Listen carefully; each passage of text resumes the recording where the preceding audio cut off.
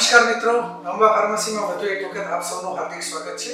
તો મિત્રો, આજે આપણે વાત કરવા જઈ રહ્યા છીએ પ્રોસ્ટેટ કેન્સરની એકદમ આધુનિક સારવાર કે જેને આપણે LU-177 બીપીવોટાઇડ ટેટ્રાસેટાન તરીકે પણ ઓળખીએ છીએ અને સામાન્ય ભાષામાં એને પ્લુવિપ્ટોથેરાપી તરીકે પણ ઓળખવામાં આવે છે.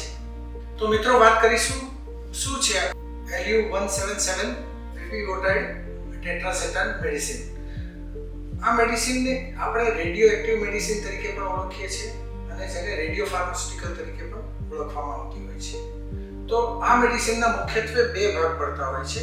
પહેલો ભાગ કે જેને આપણે બીપીવોટાઇડ ટેટ્રાસેટાન કહીએ છીએ કે જે આપણા શરીરમાં પ્રોસ્ટેટના કેન્સરના કોષોને શોધે છે, અને બીજી દવા કે જેને લિથિયમ-177 તરીકે ઓળખાય છે જે કેન્સરના કોષોને ધીરે ધીરે નાશ કરે છે.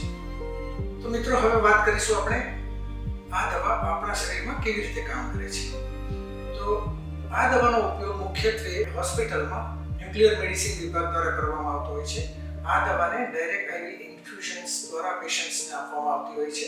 અને આગળ આપણે ચર્ચા કર્યા મુજબ આ દવાના બે વિભાગ હોવાથી પહેલો વિભાગ જે બીપીવોટાઇડ ટેટ્રાસેટાન નામનો ડ્રગ છે જે આપણા શરીરમાં PSMA ધરાવતા કેન્સર કોષોને શોધે છે, અને બીજું ડ્રગ કે જેને આપણે LU-177 કે લિથિયમ-177 તરીકે ઓળખીએ છીએ જે કેન્સરના કોષોને ધીમે ધીમે નષ્ટ કરે છે. તો આ થેરાપીથી પેશન્ટ્સને મુખ્યત્વે એ લાભ થાય છે કે આજુબાજુના કોષોને મિનિમમ નુકસાન કરે છે અને ટાર્ગેટેડ ટ્રીટમેન્ટ તરીકે પણ ઓળખવામાં આવે છે. તો મિત્રો, હવે જાણીશું કેવા પ્રકારના પેશન્ટ્સમાં આ દવાનો ઉપયોગ થતો હોય છે. આ દવાનો ઉપયોગ મુખ્યત્વે એડવાન્સ પ્રોસ્ટેટ કેન્સર ધરાવતા પેશન્ટ્સમાં કરવામાં આવે છે. આ ઉપરાંત પેશન્ટો કે જેમાં કીમોથેરાપીની અસર પૂરતા પ્રમાણમાં ન થતી હોય તેવા પેશન્ટ્સમાં, આ ઉપરાંત એવા પેશન્ટ કે જેમાં હાઈ PSMA ડિટેક્ટ થતો હોય તેવા પેશન્ટ્સમાં આ પ્રકારની મેડિસિનનો ઉપયોગ કરવામાં આવતો હોય છે. તો મિત્રો, હવે વાત કરીશું આપણે ડોસેસ વિશે. ડોસેસની વાત લઈએ તો સામાન્ય રીતે આગળ ચર્ચા કર્યા મુજબ આ દવાને આઈવી ઇન્ફ્યુઝન દ્વારા દેવામાં પેશન્ટ્સને આપવામાં આવતી હોય છે, જેનો 6 થી 8 મહિનામાં એક વખત ડોઝ એવા 4 થી 6 સાયકલ સુધી આ દવાનો ઉપયોગ કરવામાં આવતો હોય છે. તો મિત્રો, હવે વાત કરીશું આડઅસર વિશે. આડઅસરની વાત લઈએ તો સામાન્ય થાક લાગવો, ઉલટી અથવા ચક્કર આવવા, વીકનેસ લાગવી, આ ઉપરાંત અમુક પેશન્ટ્સમાં કિડની પર અસર થતી હોય છે, પણ તે કીમોથેરાપી કરતાં ઘણી જ નહિવત જોવા મળતી હોય છે. તો મિત્રો, હવે વાત કરીશું આ દવાના ફાયદા વિશે.